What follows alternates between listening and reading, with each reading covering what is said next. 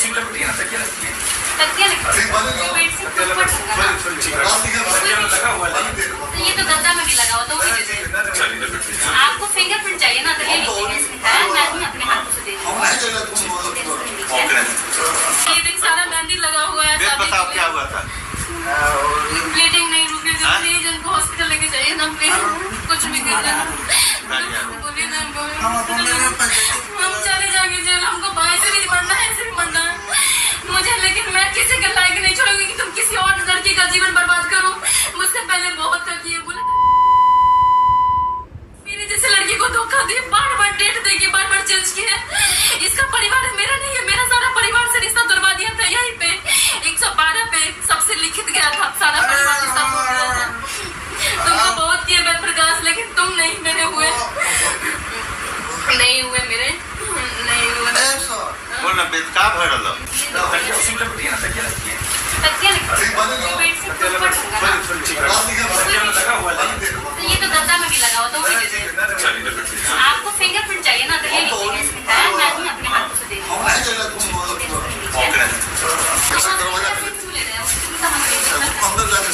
Room ले लीजिए ना, सबसे अच्छा रूम ले लीजिए। हम यहाँ पे तक हैं।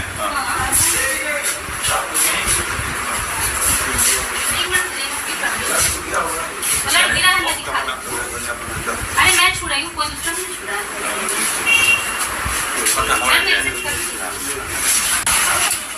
चलो हॉस्पिटल।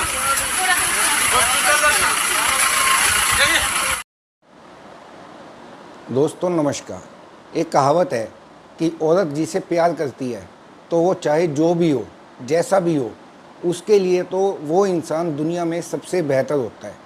इसके विपरीत अगर कोई औरत किसी से नफ़रत करने लगे तो वो उसे बर्बाद करने के लिए किसी भी हद तक जा सकती है, वो भी उस हद तक जहाँ तक कोई मर्द सोच भी नहीं सकता। ऐसा ही एक सनसनीखेज मामला बिहार के छपरा से सामने आया है, जिसमें एक स्थानीय पार्षद अपनी गर्लफ्रेंड, जो कि एक लेडी डॉक्टर है, के साथ लगातार प्यार का नाटक कर उसका शारीरिक शोषण कर रहा था। वो अपनी डॉक्टर गर्लफ्रेंड को कई बार शादी का वादा कर तोड़ चुका था, लेकिन इस बार जब कोर्ट मैरिज के लिए कोर्ट से टाइम भी ले लिया गया था और वो सही टाइम पर नहीं पहुंचा, तो कई बार धोखा खा चुकी इस गर्लफ्रेंड ने उसे ऐसी सज़ा दी जो इससे पहले शायद ही किसी दूसरी गर्लफ्रेंड ने अपने धोखेबाज बॉयफ्रेंड को दी हो।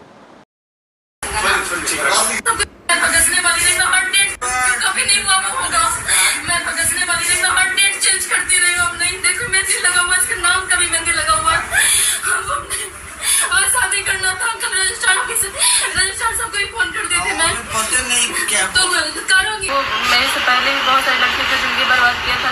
7 साल से शादी का झांसा देकर मुझे मेरे साथ फिजिकल रिलेशनशिप में था, 3 बार अबॉर्शन करवाया। उसके बाद अब वो शादी से ना कर रहा था।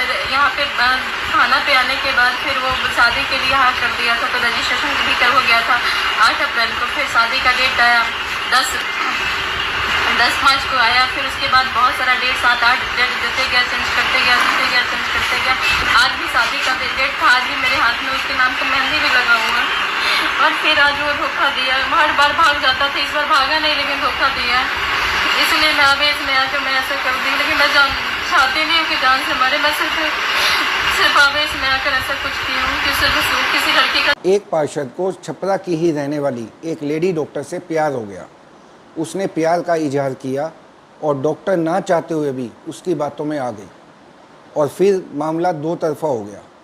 ज़माना मॉडर्न है, लिहाजा शादी से पहले ही वो सब कुछ हो गया जो दो चाहने वालों के बीच शादी के बाद होता है। जाहिर है लेडी डॉक्टर को यकीन था कि उसका बॉयफ्रेंड उसे धोखा नहीं देगा, तो फिर साथ घूमना, शॉपिंग करना, फिल्में देखना, छुट्टी मनाने के लिए शहर से बाहर जाना, मतलब कुल मिलाकर वो सब कुछ दोनों ने एक साथ किया जो पति पत्नी का रिश्ता रहते हो सकता था। मगर आने वाला दौर किस खतरे की ओर इशारा कर रहा है, ना तो पार्षद को पता था और ना ही लेडी डॉक्टर को। लेडी डॉक्टर अभिलाषा कुमारी और वार्ड पार्षद वेद प्रकाश के बीच अफेयर पिछले 2 साल से चल रहा था। आखिरकार वो मौका भी आ गया जब डॉक्टर अभिलाषा ने वेद से शादी के लिए कहा। वेद प्रकाश नेता था, लिहाजा वादे इरादे कर लोगों को टालना उसके लिए कोई नई बात नहीं थी। नेतागिरी का यही फ़लसफ़ा उसने अभिलाषा के ऊपर भी आजमाया और शादी की बात को टाल दिया। उधर डॉक्टर अभिलाषा के घर वालों को भी उनके अफेयर की भनक लग चुकी थी, लिहाजा उनकी तरफ से भी डॉक्टर बेटी पर शादी के लिए दबाव बनाया जाने लगा। अब मरती क्या ना करती, डॉक्टर अभिलाषा भी ले देकर वेद प्रकाश पर ही दबाव बनाती, उसे बताती कि समाज में उनके रिश्ते को अब नाम देने का वक्त आ चुका है, वरना उसके घर वाले उसकी शादी कहीं और तय कर देंगे। वेद प्रकाश शादी का स्वाद तो शादी से पहले ही चख चुका था, लिहाजा अब वो लेडी डॉक्टर से शादी करने में कोई ख़ास दिलचस्पी नहीं रखता था। इसीलिए टालने के अंदाज में उसने कह दिया कि वो डॉक्टर अभिलाषा से 30 जून के रोज़ कोर्ट मैरिज कर लेगा। बस इसी के बाद कोर्ट मैरिज के लिए कागजात तैयार करवाए गए। दुल्हन बनने के वाली डॉक्टर ने हाथों में मेहंदी भी लगवा ली, पर क्योंकि वेद प्रकाश शादी को लेकर संजीदा था ही नहीं, वो तय वक्त पर कोर्ट नहीं पहुंचा और ना ही फ़ोन उठाया। शादी की तारीख निकल गई और हाथों में मेहंदी रचाए डॉक्टर पार्षद वेद प्रकाश का इंतज़ार करती रह गई। इधर वेद प्रकाश ने इस पूरे मामले को हल्के में लिया। उसे लगा कि डॉक्टर अब पूरी तरह से उसके बस में है, लिहाजा शिकवा शिकायत कर 4 आंसू बहाकर डॉक्टर फिर से खामोश हो जाएगी और उसका रिश्ता यूं ही चलता रहेगा। तो मामला ठंडा होने के 2-3 दिन बाद वो लेडी डॉक्टर से मिलने खुद ही उसके घर पहुंचा। वेद प्रकाश ने सबसे पहले अभिलाषा को पहले से तैयार की गई कहानी सुनाई कि 30 जून को वो शादी के लिए कोर्ट क्यों नहीं पहुंच सका और क्यों उसका फ़ोन उस दिन स्विच ऑफ था। फिर उसके बाद क्या हुआ कि वो मतलब विश्वास दिलाता रहा कि आज करेंगे कल करेंगे, उसमें हम लोग फिजिकल हुए। फिर उसके बाद हम लोग का फिर आप दोनों को फिजिकल रिलेशन कितना दिन से चल रहा है? लगभग 1 साल पर चलेंगे। 1 साल से। ठीक, फिर उसके बाद फिर उस बीच में हम 3 बार प्रेगनेंट हुए, 2 बार 1.5 महीना का अबॉर्शन हुआ, 1 महीना एक बार जो खाना पे मैं कंप्लेंट की थी उस समय 3.5 महीने के बाद अबॉर्शन हुआ था। अब बोला था कि शादी करेंगे, वगैरह हुआ था कि शादी करेंगे, इसको हटा लो, शादी करेंगे। शादी का डेट चेंज होते गया। हम 21 या 22 क्या कहते हैं मार्च को हम वहाँ गए थे थाना पे एप्लीकेशन लेके, शादी एक पेपर बना वहाँ पे होगा रखा हुआ। उसके बाद क्या हुआ कि रजिस्ट्रेशन प्रक्रिया हुआ, तो 8 फरवरी को रजिस्ट्रेशन हुआ कोर्ट मैरिज के लिए। फिर 10/5 को हम लोग का शादी करना था, ये एक रात पहले भाग गया कहीं और, ठीक है। फिर दूसरा डेट हुआ कि 11 तारीख को जब ये 112 का पुलिस आए मेरे हॉस्पिटल पे, तो ये फ़ोन पे बात हुई, तो बोले कि 15 दिन के बाद शादी कर लेंगे, यानी 11, 15, 26 तारीख को। तो 24 तारीख को मेरे भैया से मक्के में बात हुई थी, मेरे भैया मैं और वो थे। 24 तारीख को बात क्या नाम है हुई आपके भैया? थी, राजू कुमार। तो उनसे बात हुई थी, तो वो बोले ना कि 3 तारीख को शादी करेंगे कि मेरा। हम बोले चलिए 2 दिन पहले, 2 दिन बाद, बीच में सैटरडे संडे आ जाता था। 3 तारीख को ये क्या किया कि 1 तारीख को लखनऊ भाग गया, ठीक है, शादी करेंगे। 3 तारीख के रात को आया मेरे यहाँ रुका। फिर 4 तारीख को डेट पड़ा कि 7 तारीख को जब आपके यहाँ आया तो फिर रात को आया। रात को आया तो आपके साथ फिजिकल रिलेशन बना? हाँ, फिजिकल रिलेशन हमेशा बनता है। हाँ, फिर उसके बाद क्या हुआ कि ये 4 तारीख को बात हुआ। कहाँ गई? मेरा सिपाही कहाँ है? 4 क्या हुआ ना कि महिला से 7 तारीख का डेट दिया कि 7 तारीख को शादी करेंगे। फिर शुक्रवार को फिर बोला कि नहीं, तो कहीं ये कर दिया। फिर क्या हुआ कि फिर भैया के पास गया, भैया से डेट लिए एक बार फिर मक्के में, ठीक है। भैया के पास गया तो भैया डेट दिए, तो नहीं भैया नहीं डेट दी। ये हमारे पास आके बोला कि हम क्या, फिर लास्ट महीना में आया, तो लास्ट महीने का 20 से 25 30 का, तो 25 से 30 के बीच में कर लेंगे। तो 25 से 30 के बीच में, तो 30 तो संडे था, सैटरडे 29 हो गया, तो 20 से 25 से 28 के बीच में। तो आज 28 तारीख को शुक्रवार को फाइनल हुआ। शुक्रवार को किसी कारणवश फिर कैंसिल हो गया, तो फिर आज का डेट दिया हुआ था। आज मतलब माला बोले थे, रजिस्ट्रार साहब आया था 12 बजे तक रहा, फोटो आना चाहिए और बोला क्या कि कल रात में रजिस्ट्री ऑफिस खुलवा और रात में शादी करेंगे। रात में कौन सा शादी होता है?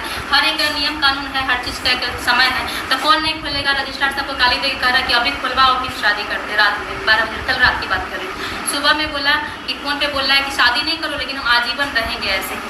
आजीवन किस रूप से रहेगी। एक रखैल भी होता है ना, उसका भी लोग मेंटेनेंस देता है, रूम देता है, गाड़ी देता है, उसका हर एक खर्चा देता है, वो पर्सनल एक यूज के लिए रखा होता है। किसी का भुगतान करना है तो कानूनन तो जुर्म है। कानूनन जुर्म है, तो किसी को बार बार ये करना, आपको नहीं पता है किसी के साथ फिजिकल 3 बार ऑपरेशन करवाना, खुद दवाई खिलाना, खुद ऑपरेशन किया, कहीं किसी डॉक्टर के पास नहीं गई, वो सारा पेपर पे लिखा होगा, उस पेपर पे अगर दिया होगा तो उस टाइम में प्रेग्नेंट थी। इसलिए जो जुर्म हुआ है इसको आप कबूल कर रहे हैं। हाँ मैं करूँ, क्योंकि मैं कबूल नहीं, क्यों रामचंद्र जी भी छल से बालिका वध किए थे, तो वो उनके ऊपर भी कोई नियम कानून नहीं लगा था। लगाना है तो लगा दीजिए, मुझे कोई फर्क नहीं पड़ता है। और कृष्ण भी तो छल किए थे ये कौरव के साथ। मगर अभिलाषा ने उसकी बात अनसुनी कर दी। वो वेद को पीने के लिए जूस का गिलास पकड़ाकर नहाने के लिए बाथरूम में चली गई। फिर कुछ ही मिनट बाद उसने वेद को भी बहाने से वॉशरूम के अंदर बुला लिया। जूस का गिलास और उसमें मिली गोली, बेहोशी की दवा तब तक असर दिखा चुकी थी। तो बस इधर वेद प्रकाश फर्श पर बेहोश होकर गिरा और उधर डॉक्टर अभिलाषा ने उस पर सर्जिकल स्ट्राइक कर दी। वेद के बेहोश होते ही डॉक्टर अभिलाषा ने चाकू से उसका प्राइवेट पार्ट काटा और फिर कमोड में फेंक कर फ्लश कर दिया। ये था पूरा मामला। आप उस महिला के उठाए कदम को कैसे देखते हैं? क्या उसने सही किया या उसे कोर्ट से इंसाफ लेना चाहिए था? कमेंट में लिखकर अपनी राय ज़रूर शेयर करें। जल्द मिलूँगा नेक्स्ट वीडियो में, तब तक धन्यवाद।